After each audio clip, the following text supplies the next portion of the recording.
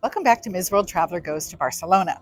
We have shown you some of the landmarks and monuments so far, but it is truly the architecture that is something to write home about.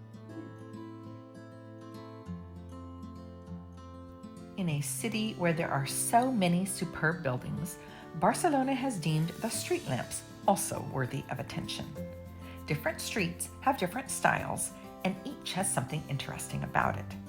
I especially like the ones with lots of intricate details, and the ones that gracefully curved over the street, almost creating an archway.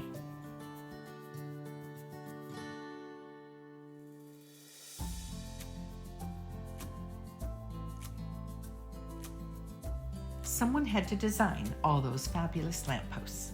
And when we talk of fabulous design, one man comes to mind. Ahead of his time, Antoni Gaudí broke all the established rules and created his own unique style, now considered the epitome of modernism. Using trial and error and models rather than floor plans, his love of nature inspired the undulating forms that are his signature. His strong faith gave him his lifelong purpose, serving God through architecture.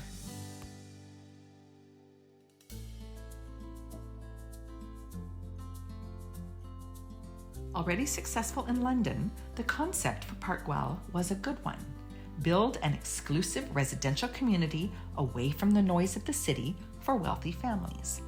Envisioned by the owner of the land, Eusebi Güell, with the help of his longtime collaborator, architect Antoni Gaudí, the plans called for 60 triangular-shaped lots, aqueducts, parks, roads, pedestrian walkways, a community esplanade, and more.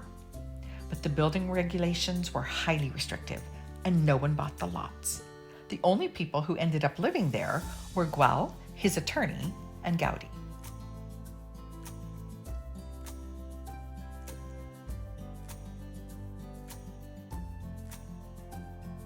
When they finally gave up in 1914, the failure of the project meant that this beautiful setting with incredible views of the city could become a public park and tourist draw.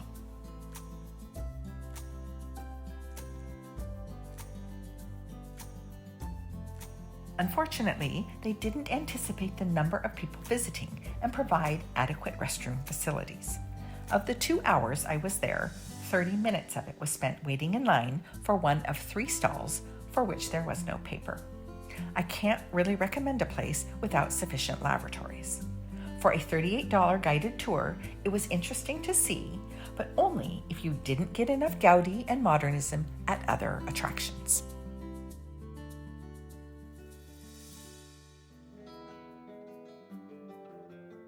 There are 2 easily recognizable Gaudí buildings on the Passage de Gràcia, which we'll talk more about later. The first of which is Casa Batlló. When Josep Batlló bought the plain 1877 building in 1903, he gave creative control over to Gaudí, who completely transformed the facade, restructured the interior walls, expanded the light well, and basically turned it into a work of art.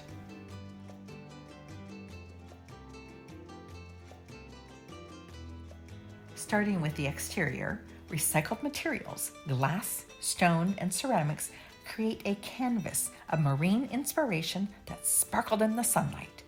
And floral elements, oval windows, and an ombre roof of rainbow-colored tiles gave it its eccentric countenance.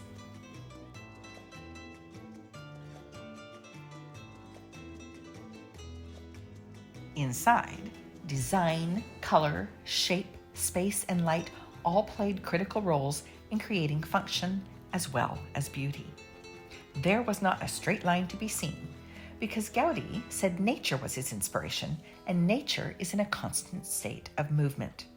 For example, the ceiling was reminiscent of a wavy sea, the skylights resembled turtle shells, and the white loft evoked the rib cage of an animal.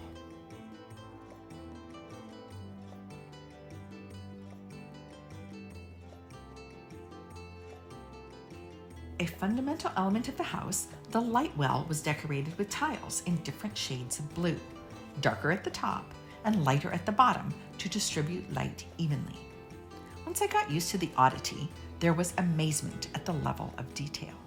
Nothing was done without intention, which made the crowds bearable, because there would be something surprising and magnificent to see once people cleared out of the way.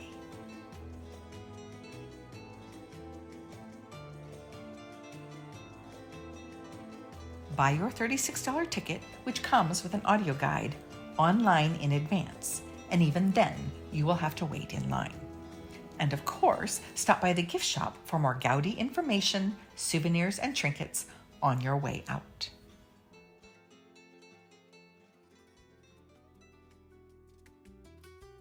Also on the Passage de Gracia, where the wealthiest and most influential citizens built their homes in the early 1900s, is another Gaudi showpiece.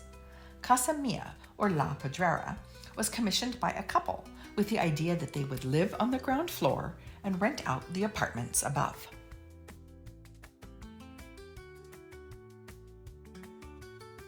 The exterior is constructed with 3 different kinds of limestone and a complex use of iron scraps, bars, and chains to make the balconies that look like an abstract sculpture. Inside, the rotunda in the daylight basement was actually a garage for coaches and cars, and the first of its kind in a Barcelona residential building.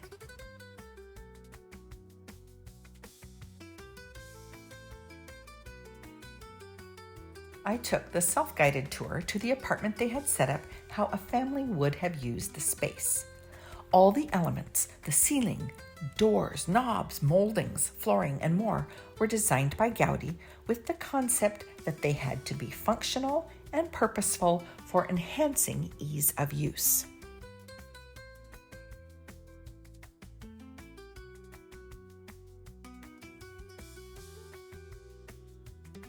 Up a few flights, the attic utilized 270 brick catenary arches to support the roof, which adds no weight to the building and needs no buttressing.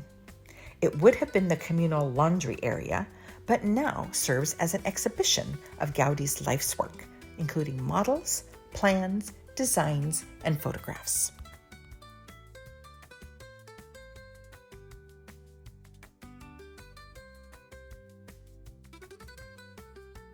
Up another spiral staircase, the rooftop terrace has to be experienced to be believed.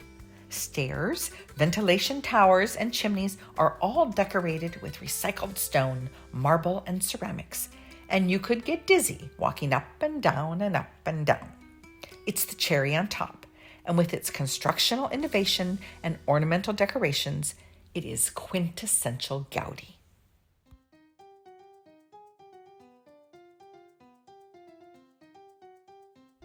A World Heritage Site since 1984, the tour costs around $34 and, like many attractions, exits visitors through the gift shop.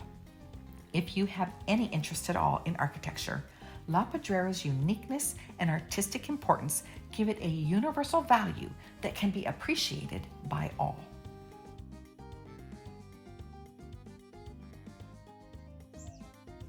You can't leave Barcelona without knowing who Antoni Gaudi is and how his contribution to the style of the city is revered and held dear to this day.